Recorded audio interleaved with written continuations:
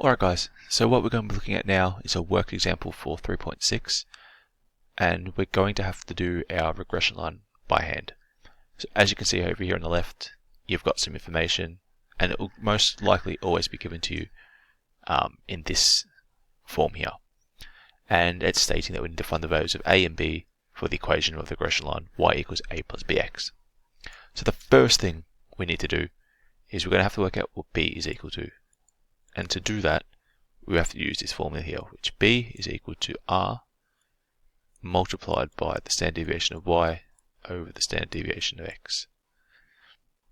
As you can see, these three bits of information are given to us in the question, so all it is simply substituting it in and then putting it into your calculator. So in this case, this was equal to 0.8. We multiply that by our s of I, which is 1.2, divided by 1. Make sure my dot's there. If we do that, chuck that into your calculator, you'll find that b is equal to 0.96. That's our first part. Done. That's simple. Next part, we need to find a. And the reason that we work out b first is because when we work out a in our formula, we need b also. So the formula for a was y bar take away b multiplied by x bar. So now we've got these two bits of information, we can just again substitute them in. So y bar was equal to 14.5, b was equal to, we just worked that out, 0.96, and we multiply that by our x of bar. If you look over here, that was equal to 6.4. Again, chuck that straight into your calculator, and you'll find that that equals 356, my apologies. Now you've got your second bit of information, and that's all we needed to work out for this equation. But you cannot stop here.